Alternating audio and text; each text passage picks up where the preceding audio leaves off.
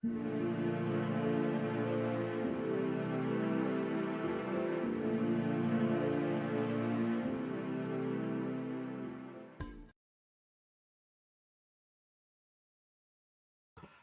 folks. Welcome back to World War II TV and our Monday show. And our special guest today is Ronald Drabkin to share the story of a First World War hero, aviator turned spy who lived not in the shadows but alongside Hollywood stars and dignitaries. His book is linked in the description below, as all our links are to be found there. You'll find merchandising links, how to support us on social media, etc., etc. If you're new to the channel, if you're watching it because it is a different time of day to our normal shows, welcome aboard. That description below, as I said, is where you'll find all the things you need, links to my guest website, etc., etc. And if you have just found us, well, don't forget to subscribe and maybe consider becoming a patron or channel member. But with that housekeeping out the way, I'm going to bring Ronald in. Good. It's evening where you are, morning where I am. Good. How are you today? I'm doing terrific. Thank you, Paul. So with new guests, I often like to ask them how they define themselves: historian, writer, author, investigator. I'll put that question to you in that field. How do you define your writing and your work? I'm an author and a historian, and I bring a different perspective to it, I think. Son of an intelligence officer and grandson of an intelligence officer. And so I kind of quietly grew up with it, if that makes any sense at all. No, definitely. And, it's something that we were just discussing before going live with the writing about World War II. In some ways, we understand the battles now. The war diaries, the records have been released for decades and decades, and it's just a different interpretation that's being put on them now. But in terms of the more the spying, intrigue, mysteries, there are still documents that are under wraps. There are documents coming out all the time. So there is still more mileage, I'm guessing, in that aspect of World War II, which is what we're going to be talking about today, I guess. Yeah, it's very exciting. If you, anyone can request information of the FBI. You ask them if you have a file on X or Y or Z, and they'll either come back with "here you go" or "we don't have anything for you." And when they say we don't have anything for you, it doesn't mean they don't have anything. It means they don't have anything for you right now. Yeah. And so it just, in the case of me and many others, it's been about 80 years since the end of World War II, and you make a request and they'll say, "Oh, look what we have for you." And you say, "Wow, look at this." Fascinating period to be in. So we'll bring up your PowerPoint, and folks, feel free to be interactive on this one. Ronald is happy to kind of put questions to you, take questions from you. Any kind of big ones we'll do at the end, but yeah, fire away, and I'll hand over to Ron to kind of take us through this extraordinary story. Excellent, Paul. I think I just hit this button here. Okay, very quick on the book itself. Beverly Hills Spy is coming out next Tuesday in the US, UK, and Canada. Slightly later in Australia and New Zealand. And the big critical articles have not hit the press yet because they'll hit next week. But you can see it's given the highest awards, the starred ratings from the publishing community. Cool. And about me, yes, this whole obsession about writing about espionage came, it was very close to home. Growing up outside of Hollywood with a parent who was in the U.S. counterintelligence forces, I kind of heard a lot about this. So I'm giving you a story today, and yes, I've researched it in FBI archives, Japanese archives, but a lot of the background is just stuff I heard, growing up. I'm telling you about people who I'm basically 1 degree of separation away from. Okay, so let's talk about an interesting and evergreen question that comes up, and it keeps coming up, and new things keep getting released. When right after the Pearl Harbor attack happened, America was consumed with, what happened, and how did they do it, and whose fault was it? And whose fault with it keeps changing. And so I wanted to ask you, Paul, or folks in the audience, what's the latest you've heard? Because the story keeps changing. Well, when I started my Myths series back in December, which was hugely successful for the channel, thank everybody for embracing what we did there. The most commented on show was the one where Paul Sparrow was on, former director of the FDR library, talking about the fact that FDR did not know about the Pearl Harbor attack in terms of the specific details of on the attack of the December 7th, etc., etc. Yep. It was the most commented show I have done in months and months and months. People were coming in with all sorts of theories of this person here and this person there, and Japanese people, American people, spies in Europe, this, that, and the other. So I wouldn't say, Ronald, there's a single answer to that question, but I think it's definitely something that people have very strong ideas about, and they're very baked in. Those ideas is my polite way of responding, I think. Absolutely. Well, you know, as your viewers probably know, initially all the blame was put on the folks on the spot, the admiral and the general in Hawaii, and they took all the blame. They were removed from their ranks and forced to retire from the military. And you know, as things kept going, more and more was discovered to have happened in Washington. So there was more and more clues emerging. And what I'm going to show today is something that no one has seen before. This is brand new, and part of the reason I wrote the book. It's a set of clues from a British war hero who was trying to convince the FBI that he knew what was coming and generally when. And like I said, this is newly declassified. No one had seen it before. The FBI had covered it up for reasons you could imagine. It was embarrassing. Yeah. And you know, the British certainly didn't want to talk about it either. Cool. All right, so we'll start with the Battle of Jutland, which is where Frederick Rutland was a British war hero from the First War. And you can see in the Battle of Jutland, there's a picture there of the German battle fleet, 99 warships that had the largest surface sea battle in history, 150 British ships. And I like to say it was 150 British ships and one British plane. There was one plane there. There's a picture of it on the right there. Frederick Rutland was the pilot. And this was the first time that a plane had taken off from a ship in a battle, done a combat mission, and came back. And it was a very creaky, short seaplane. It was not armed. It was just, you know, looking around, sending the location of the German fleet. But it was obviously the future, right? It was the future, and technology was going to enhance and get better and better. And we know where that ended up. It ended up in Pearl Harbor. Right, about 20 years after. All right. So, who was this British fellow, Frederick Rutland, who was selected for this duty? What people would not expect was that he was an uneducated, low-class individual, and he. Oops, I skipped a page here. Sorry. Yeah. Okay. He was the son of a day laborer from Weymouth. You could join the Royal Navy as a boy sailor at age 15. He was not. He lied about his age to get in. And at that time, an uneducated boy sailor, although was very well trained in the Royal Navy, he certainly did not have a career as an officer ahead of him. And this fellow, Mr. Rutland, was so bright and so talented and so motivated that he actually passed the test to become an officer. This was thought to be basically impossible because the written test was, you know, challenge for an educated college graduate. And so here he was, the son of a laborer, and his fellow pilots were all from the, you know, Sandhurst and Cambridge and, you know, Oxford and stuff like that. And he was actually just so talented that he was selected to take this the first combat carrier mission. We can talk a lot about why that was, but it was clear that one of his fellow pilots was a Cambridge grad who had read classics. And these early planes, their engines broke all the time. Right? Yeah. And Rutland, having been, 10 years in an enlisted band, you know, he could fix anything. He could fix the engine. He could, you know, fix the radio. In fact, the radios were actually working. He had actually figured out a way to properly waterproof the radios so that they would work over water.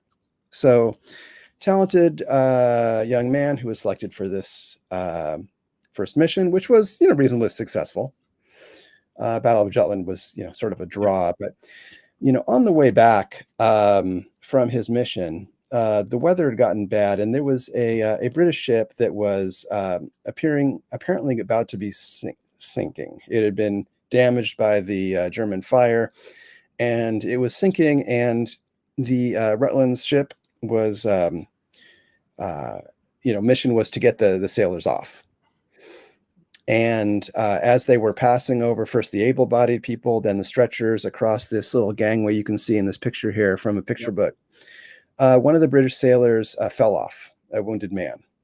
And there he is in the water. And Rutland thought nothing of jumping off the side of the ship, grabbing the man, grabbing a rope, and pulling him on board. And this was just, you know, unbelievable. Now, it sounds like it would be suicide. Now, he had also been, as an enlisted man, a Royal Navy diver. Right. So he really wasn't, he had done this before. But in any event, he won another medal for that. He won a medal for his flight. He met the king twice, and he was operating at a very high level for an ex-enlisted man. And I want to just jump in there, Ronald, because Yeah, as a Brit from the working class, even in the early 21st century, fitting in out of your class is still sometimes a bit tricky. When you're saying that he's able to go from being, you know, son of a labourer to within 10 years an officer, it means not only is he sharp and intelligent, he's able to adapt and fit in. And I'm thinking, I don't want to jump the gun here, but that's the ideal candidate to be the kind of person who's involved in intrigue and spying, because you've got to have that ability to blend in with all these different social strata, different nationalities, and just fit in. And that's clearly there, evident as a very young man. Am I on the ball there? I think you're absolutely right. You know, very talented at getting along with some very difficult social situations. All right. In particular, he was very good with the admirals. So the admirals went to him for advice. There's Admiral Keyes was a good fan of his, who ran some of the early bombing missions. But, you know, basically the admirals contacted him directly. Now, this did not make the captain of the ship very happy, because he's going around. They're going around the captain. They're skipping ranks to talk to him, but he was the guy to do it. And he didn't, you know, furthermore, as an American, this whole class thing's a little hard for me to parse. But what's clear in the documents is that a lot of the pilots didn't like having an ex-lower deck ordering them around.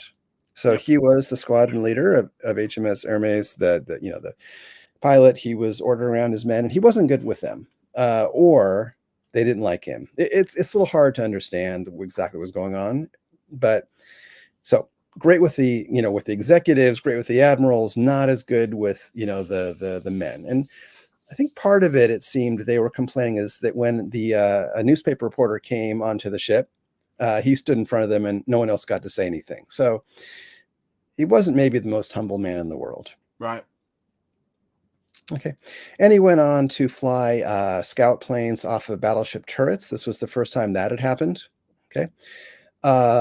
Help with the aircraft carrier design and strike group tactics. So very talented man. Now, wartime success, the kind of person who does very well during wartime may not do well in peacetime. And this was definitely the case of that. Maybe in general, maybe it was more about class. Maybe it was all about, he had a very flagrant affair with a fellow officer's wife.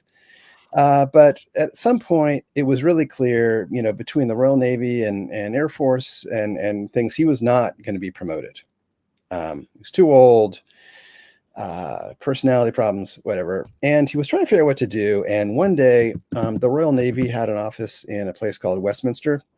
Again, I've never been to London. I don't know these places, but anyway, that's the place. And he walked right in.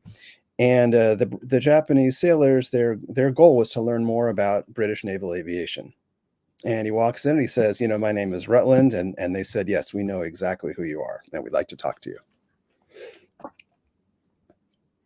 I'll move on unless there's any questions Yep, here. no, we're good at the moment. People, I think, are just listening. I think. Okay, excellent. So he was hired by the British Navy, the Japanese Navy. Now the British never knew. The thing was, they said that he would be working for the company Mitsubishi. This was just a lie. And what they did is, even though MI5 was tracking him at this point, they had seen the correspondence. The Japanese put Rutland down on the coast near the main Japanese air base in naval air base in Yokosuka, and this is where even today the Japanese naval force, the head officers live there, and so there was no Brits around. And the Japanese officers would take off their uniforms, put on their civilian clothes, walk over to his house, have some tea, and discuss how to fix up these ships, Akagi and Kaga, the new carriers that weren't working well. And this being the early 1920s, he became confident a lot of Japanese naval officers, including Admiral Yamamoto, back before they became the highest ranks. So he became quite close to the Japanese officers in their early days. Okay. So there's a picture of his daughter here in a kimono. So, yeah. And do you think he was generally forward thinking in terms of aviation? We've had the question, Rick Green is saying, I wonder if he crossed paths with Billy Mitchell, for example. Is he aware of the fact that within aviation there are these kind of ideas that are considered renegade, and back then, because you made the point that out of First World War, people are still seeing, well, aviation's here now, but it's still just going to be spotters. It's not going to change things. The idea of strategic bombing would have been considered, just wacky. Yeah. Is he forward thinking? Is he thinking ahead? Extremely forward thinking, and he's thinking about the tactics and the technologies. One of the biggest things was the early World War I planes. They would hit the deck as they came in for a landing. Very lightweight planes, they would bounce. They'd bounce up, and then the wind would knock them over the side, and then the pilot dies. So, for example, one of the things he introduced was hydraulic landing gear. Right. Yeah. That kind and of it's thing. Interesting, just that Rick is reminding, we did a show on Saturday with Peter Williams over in Australia about the Japanese veterans he interviewed from World War II and how very admiring they were of the Royal Navy, and how when they had to fight against the Royal Navy, this particular pilot was kind of aghast at that, because they'd been copying British tradition, not in terms of flying, but just in dress and culture and having tea parties. So it's interesting that there's this connection right into the 1930s with the Japanese really having an almost fixation on the British way of doing things. And someone like Rutland, I, as a Brit, would know he's from a different class, but they wouldn't know he just represents the typical Englishman that they want him to be, even though he's not quite that himself, if that makes sense. It makes a ton of sense, and with Americans, it's typically the same. Yeah. So to Rick's question, no, I don't. I haven't seen that he met Mitchell, but he was definitely in that camp. And Paul, to your comment, I think it went the other way. There was another commentary was made in some of these original documents that so many of the British officers had dogs named Togo. They named their dogs after the Japanese admiral. Now, I don't detect any sarcasm. I think that was purely a compliment. I don't know. If I said I was naming my dog after you, would that be a compliment? Anyway, yeah. Yeah, I can see how people would see it's not a compliment. Yeah, no, I'm not sure. Yeah. If there are people who've named their dog Woody after me, then let me know, folks, because that's going to mess my head, that idea. But anyway, yeah. Yeah.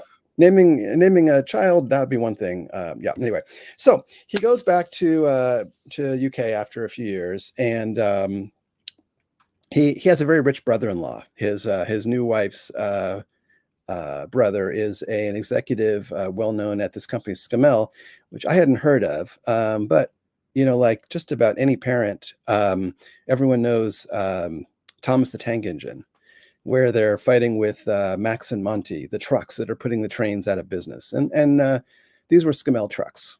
So the best looking trucks on the road. And you would think a war hero who had made his name by flying a 70 horsepower plane off of a battleship turret might be a little bit bored here. And yeah, indeed he was. And back in Japan, they were realizing that technology was advancing very rapidly. People going in the early 30s, the aircraft carriers still had the wooden biplanes. The all aluminum monoplanes were coming very soon, and they needed more information. And the obvious thing came up. So, what's our friend Rutland doing? And so he got a call from the attaché at the embassy in London. Okay, so the Japanese made a very honest proposal to Mr. Rutland. They needed a sleeper. The sleeper should be a Caucasian, should not look Japanese, and they needed him in Los Angeles. Los Angeles is where first of all, the American Pacific Fleet was in Los Angeles. It only went to Pearl Harbor late. Yep. So at this time, still there, as well as about 70% of aircraft manufacturing. I'm from Los Angeles. We have wonderful weather. If you want to develop a new airplane, that's the place. Barely get any rain, right? So you've got like all the naval secrets and all the new technology in airplanes here. And they said, we need a sleeper. And he said, great. You've always treated me very well.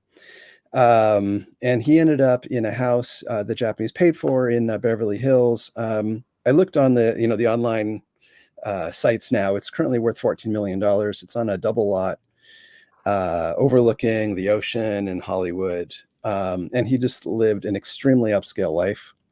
The Japanese sources comment that his salary was 10x of a Japanese admiral. And that didn't even include the benefits. He was very popular. If you want to get secrets from people, picking up the check's a good place. You buy him some drinks, right? And the British colony in Los Angeles and Hollywood was quite strong then. Many of the early Hollywood actors were British. The ones that show up in the FBI documents, in addition to Charlie Chaplin, Boris Karloff shows up quite a bit. And a fellow that I wasn't as familiar with, but a fellow named Alan Mowbray, who was in a lot of the early films, shows up quite a bit in the FBI documents. And there was a big British club. It's about a block or two from Chaplin's studio, private club for British actors who are military veterans to get together, stay away from the fans, have some drinks. I guess, would they have some British food? I'm not quite sure. But anyway, so they would have these lovely parties. And in these parties that, you have to be in British military dress or black tie, or if you were Scot, you could wear a kilt. And here it is. Here's a picture of Charlie Chaplin with the tickets, and you can see in the circle here that Mr. Rutland is running this party. Okay. So a lot of the spying that he was doing was actually incredibly simple. So if you have a big party, you invite a couple of your famous movie star friends. And you invite the head of the U.S. Pacific Fleet and a couple of his favorite folks. You get them drunk, and you talk about how you were at Jutland and flying planes for the Royal Navy. How about that new plane that you've got? What does that do? At this time, some of the planes being developed, it was all the ones that were, later famous in the war: the P-38 Lightning, A-20 Havoc, the Douglas Sky Raider. These were all being developed right there close to his house.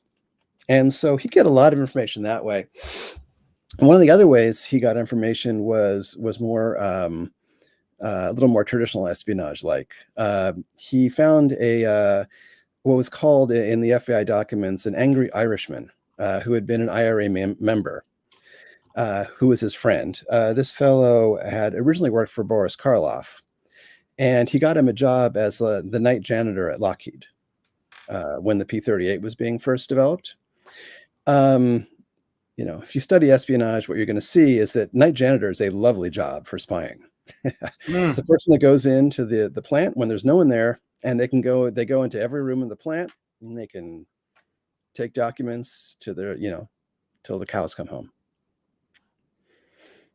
And he basically said, "Oh, I want you to hire this guy as my friend." Now he was a British officer, a assistant who was an Irish nationalist, does not really fit the profile of a good buddy of an ambitious British officer.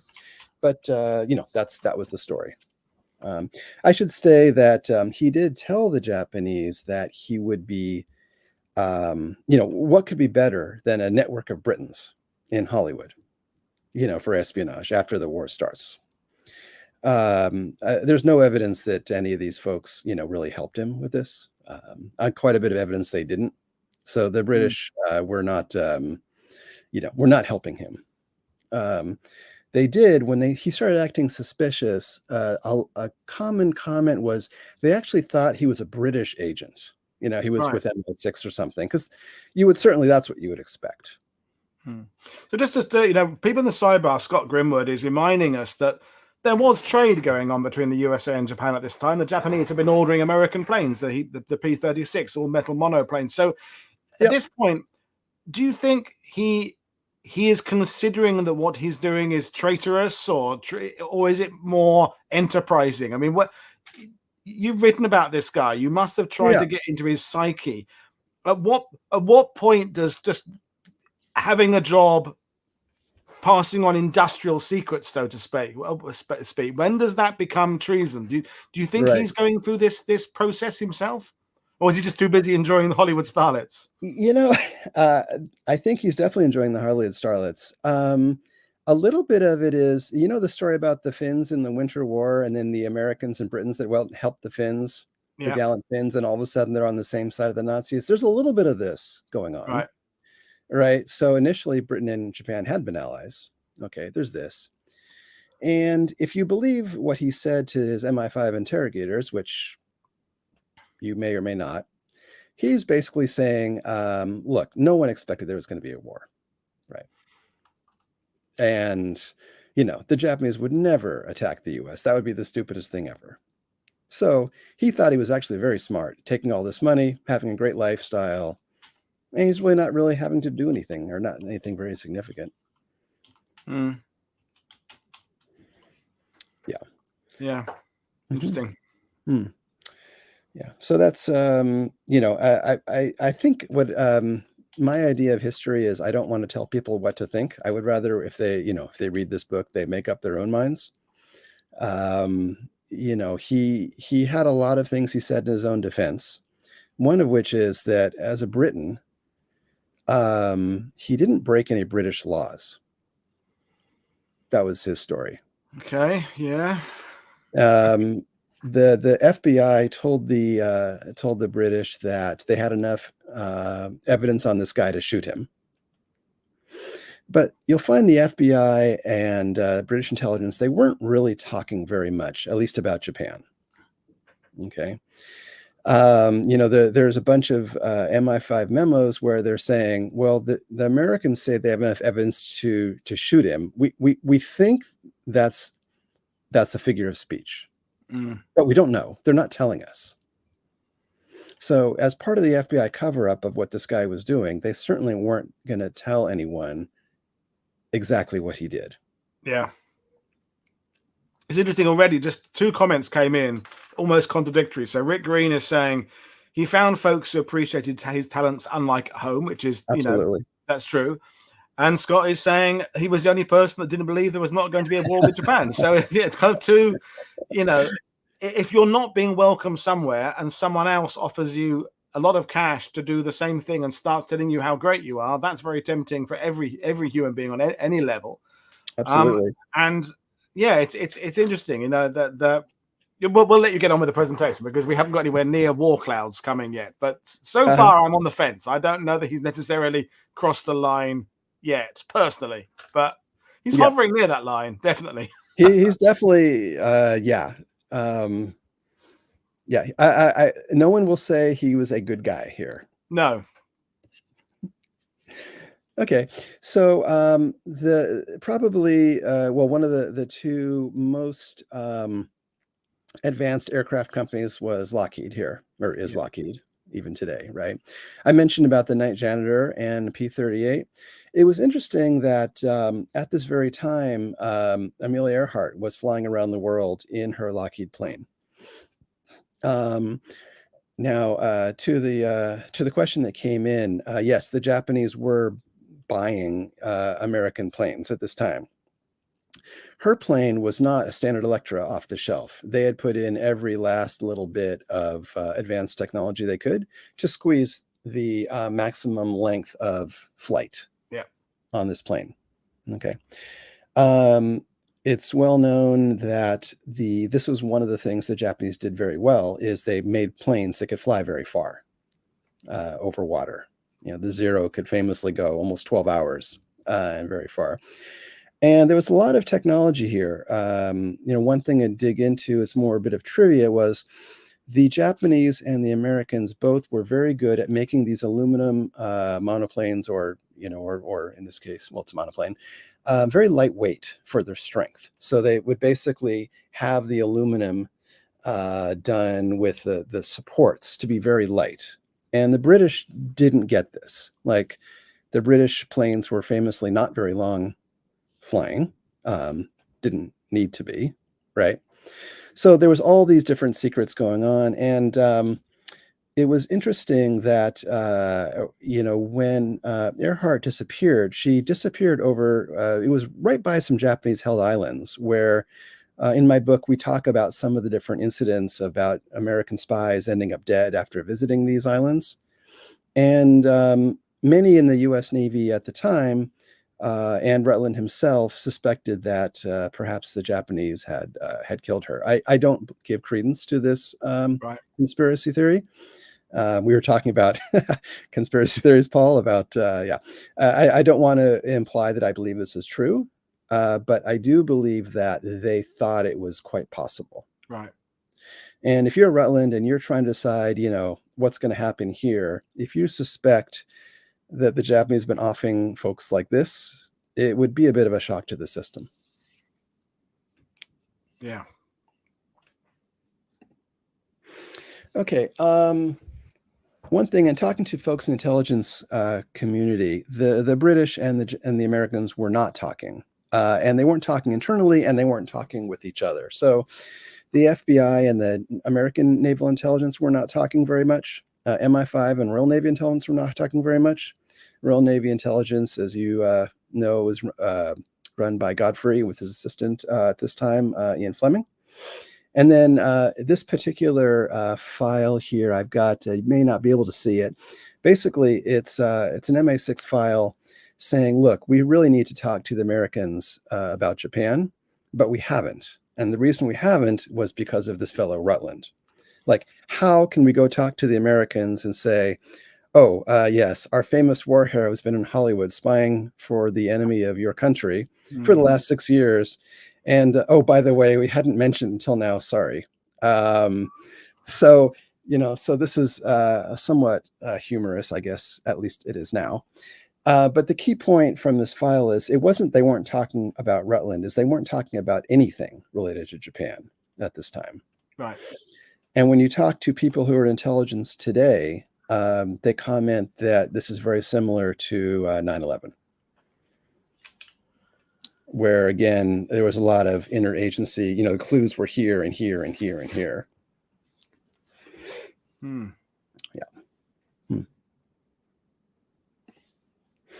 Okay, I'll talk about a particular trip here. So on the human element, Rutland had gone to Hollywood with his new wife and 2 kids by the new wife. He had left his other 2 kids in Britain. And he had a daughter named Barbara, who he had left. And she was a little, you know, her father had left, you know, with his new wife and family and gone to a different country. And she was a little bitter about it. And he invited her over to Hollywood and decided to, you know, just show her a good time and just try to, you know, repair the relationship here. Okay.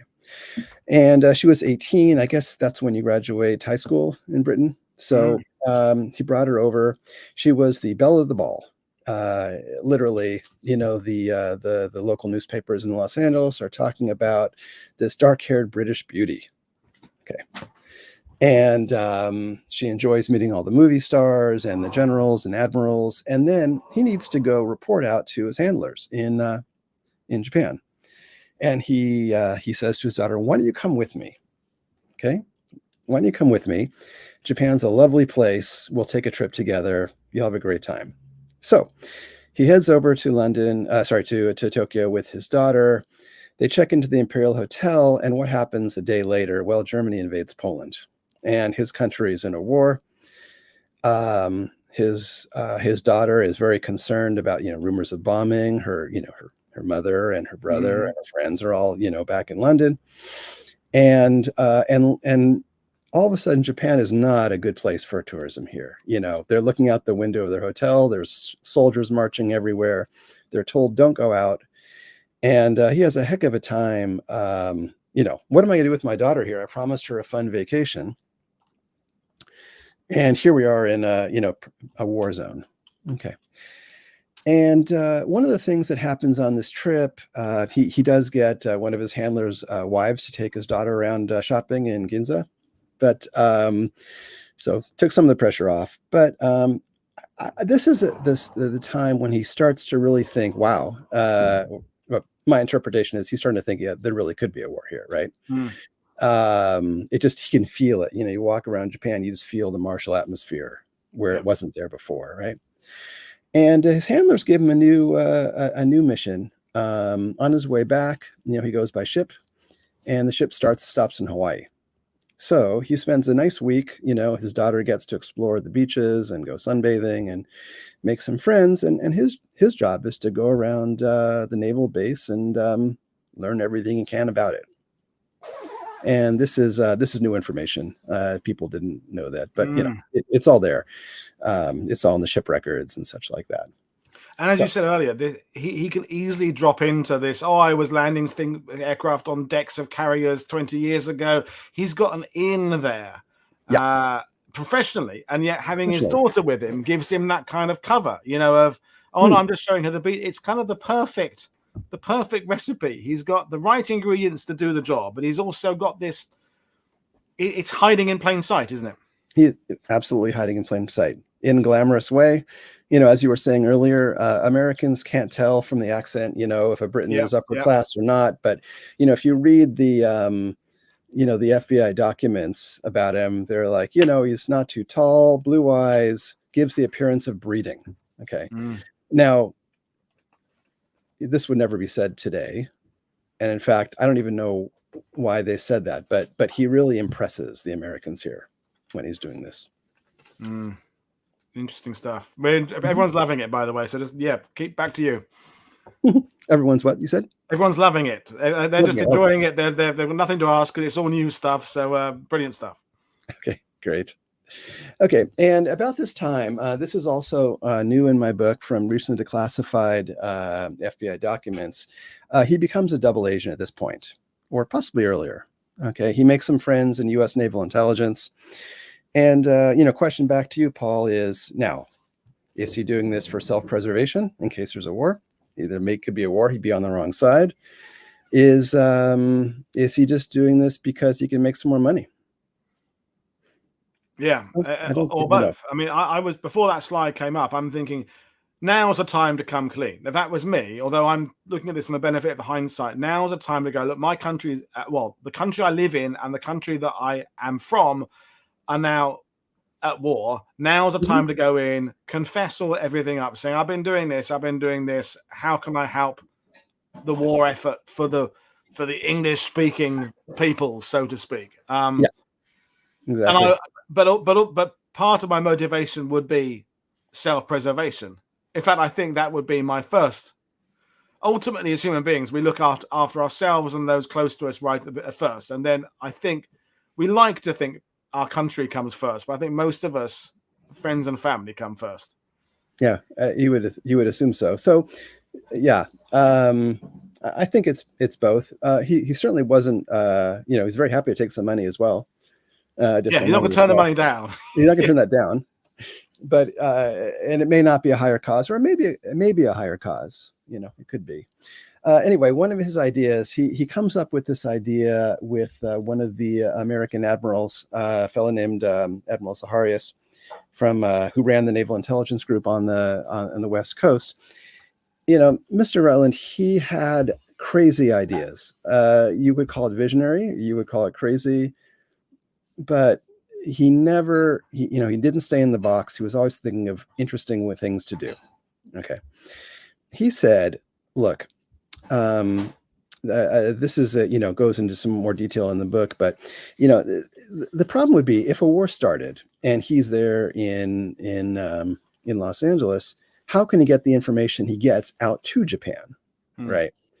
The current smuggling route is you give it to a fellow who's going to take it across the border to Mexico, put it on a ship, then it's getting there, a month later, right? The ships won't be sailing as much. With Mexico being on the U.S. side in World War II, they actually had to get the information down to like Brazil or, Argentina to get back to Japan. He said, look, I got this great idea. I can go out to the beach in Malibu. This is not far from where I grew up. A lovely little beach named Paradise Cove. And if a Japanese submarine can come up there, I can just signal it, right? Signal it. And this will be my plan with the Japanese.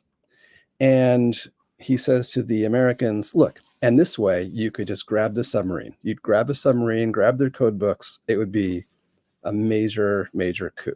Wouldn't that be wonderful?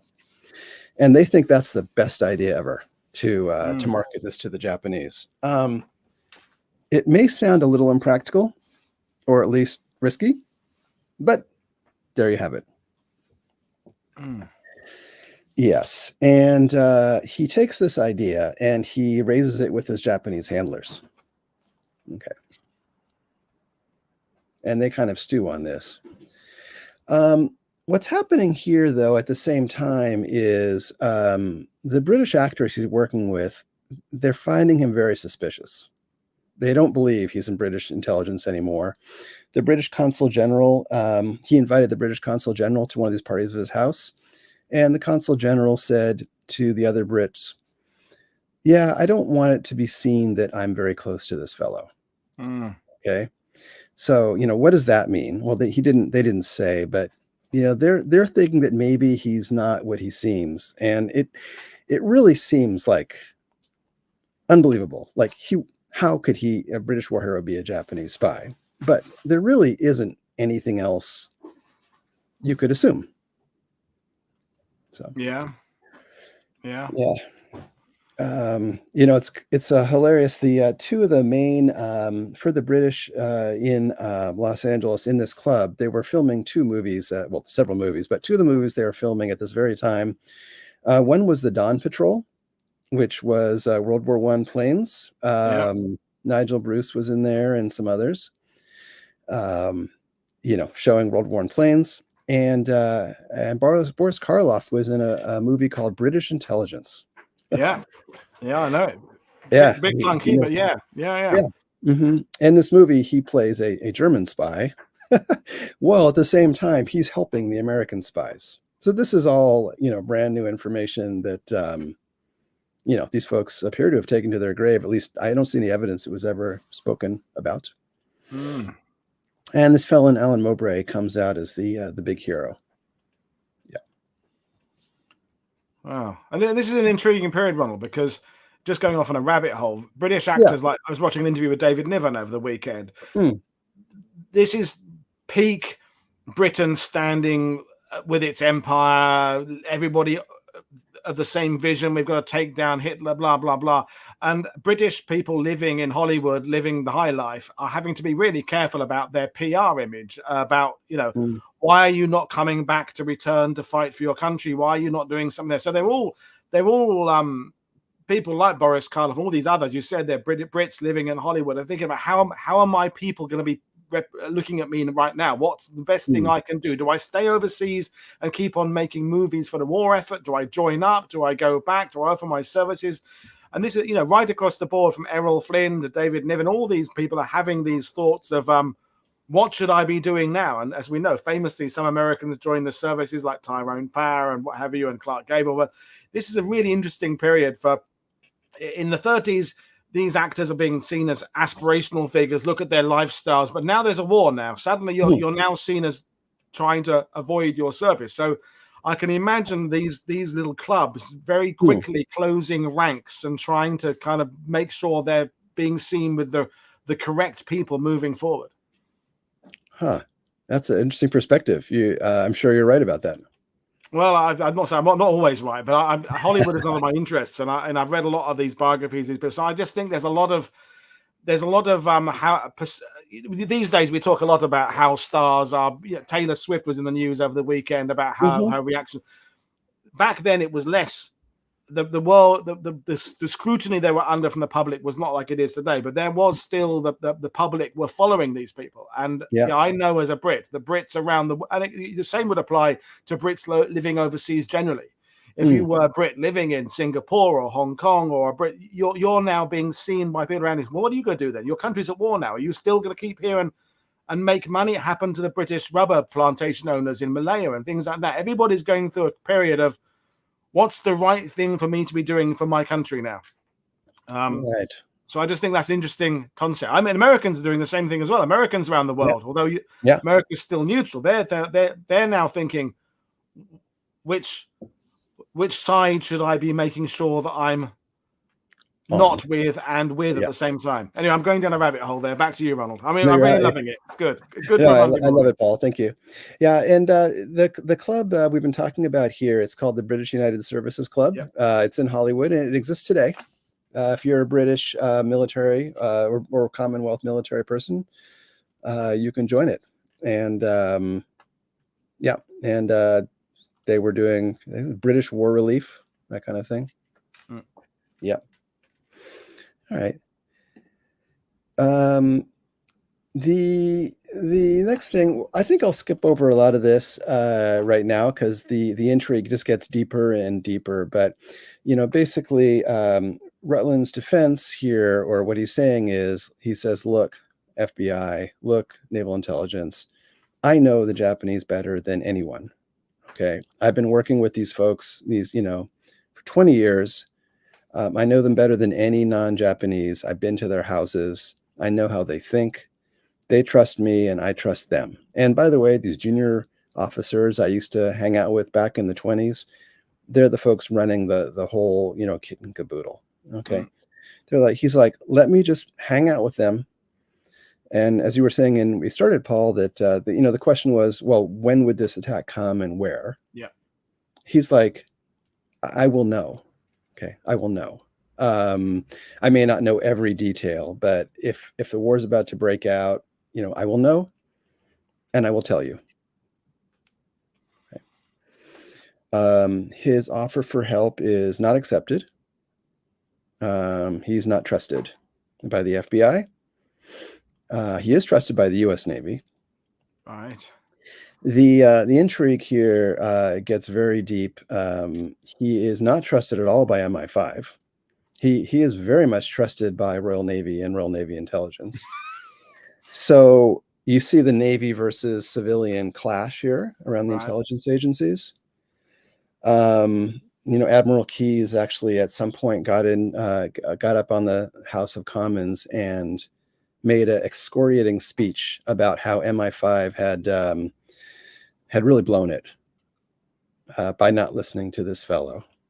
So, as you were also saying, Paul, earlier, there was a lot of clues coming in about this coming attack. One mistake that some historians or amateur historians will make is they will say, oh, someone told someone, therefore they knew. Now, there was a lot of signals and a lot of people saying that attack was coming at this time in this state. It's a signal and noise problem, but in any event, we know that this fellow, he wasn't lying about his relationships and his ability to figure out what's going on. This might be a good time. Scott Grimmer to mention really earlier about the fact whether this is connected to Dusko Popov, who's the other guy who was the people who can cite that FDR knew say that he was telling people back in whatever year it was, whatever month it was, these things are coming. And again, Popov is someone that some intelligence authorities trust. Some say no, he's just a wannabe. Others. They had the jury was out about exactly how reliable he was. And it seems the same case with Rutland here is that there's no clear picture about whether this guy is helping or hindering or is so so complicated they can't even make use of him. I mean, it's. But also, I'm going down another rabbit hole. Is Rutland must have been very confident of his own intelligence in this. If you're starting to tell different people different things, and you know that different people you're talking to think of you differently, you've got to keep all that in your head. You've got to keep all that. So these people don't trust me. These people do trust me. These people trust me a bit, but I want them to trust me more. You're keeping a lot of plates spinning at this point now. Absolutely. Without being able to write it down. So this guy thinks I'm good. This guy thinks I'm a traitor. If we're confused by his motivations 80 years on, he himself must have been a little bit, where am I now? Exactly who's I don't have sympathy for him as such, but yeah, complicated. Absolutely. Yeah. So Scott, great question. What's interesting is I don't believe is connected there. I don't believe Rutland and Popov knew each other. Yeah. However, they were both giving a very similar, very, very similar story at the very same time. And so the fact that the FBI was told twice is certainly more significant than being told once. I would say that objectively, if you compare Popov with Rutland, Rutland is a much more credible source. Okay, both of these are low moral individuals. Popov, as far as I don't think he ever went to Japan. He certainly didn't know a lot of Japanese people. He was a Serbian. He was working for the Nazis. Whereas Rutland would, closely worked with the Japanese admirals for 20 years. Much more credible story, but they were both treated, fairly similarly. Yeah, no, this is really intriguing stuff. We're loving it. Back to you. Yep. Okay. Well, in the interest of time, I'll wrap this up fairly quickly. I'll skip through this. Just the naval intelligence versus FBI and their different points of view. The attack of Pearl Harbor happens. At this point, Rutland has been shipped back to England. It's not entirely clear. I believe he was sold a bill of goods. So the MI6 folks met him. They said, "You can go back and become a hero again." All right. He shows up. The plane stops for fuel in Ireland on the west coast of Ireland there, and all of a sudden, all of his documents are taken, and he's like, "Hey, what's going on here?" Yeah, and so he's the Navy folks trust him, or at least trust his judgment, whereas the MI5 folks, they're like, this guy is as bad as it gets. 2 days after the attack, or 3 days after the attack on Pearl Harbor, there's a knock on his door. It's a couple constables saying, "You're coming with us." He's put into Brixton Prison. There was the special law in Britain at the time. He was never accused of a crime. So, there was plenty of evidence of his wrongdoing against the U.S. U.S. is not Britain. Yeah. And the FBI didn't share. So he was basically held for quite a long time. And his argument was like, they're keeping him in prison for political reasons, potential embarrassment, rather than any particular, national security reason. Yeah. Yep. And not too long after this, the war ends. He had really hoped to get into the war. He basically said, "I'll do anything." He wanted to be one of the folks driving a small boat, so the Normandy beach landings. He says, "I'm very good with small boats. I'm young for my age. As we say in America, put me in, coach. I'm ready." And it didn't happen. He wasn't allowed to contribute at all. And not long after the war ended, he was found dead with a suicide note. And that was the end of the story. Did the suicide note give any clues as to his motivations during the war, and what was he bitter, life generally, against any particular people? What, I don't want to give away everything from the book, but Yeah. He certainly, the suicide note itself is fairly heartrending, about not being a burden on his family and thanking his kids, and all this kind of stuff. No, the kids, when interviewed after the war, said he was tremendously bitter at MI5 in particular, at his treatment, and he certainly had been harassing them. So, yeah, so that was the story there. Really intriguing. Yeah. Any more slides, or should we move to some more questions? I think we're good given the time. Yeah. Yeah. Yep. So you're going to let people, when they read this book, make their own decisions about where he sits on that sliding scale between hero and villain. Yep. And I haven't made a judgment from this show. When I read the book, I guess I'll make a judgment. And I guess I don't. It doesn't have to be a fixed position. You can say that he starts clearly. First World War, he's in the hero category. Yeah. And when he offers his services as a double agent, that's putting him much more like in the hero category. Going to Pearl Harbor and scouting the Japanese switches it back towards the villain category. Yeah. But my takeaway is that the Allies, and I don't know who I mean by this, someone should have recognized that there's an asset in there that they didn't capitalize on. Even if he like with Dukov, that you turn these people's aspirations against them. You use their motivations to be for they're sometimes they're power hungry. They want money.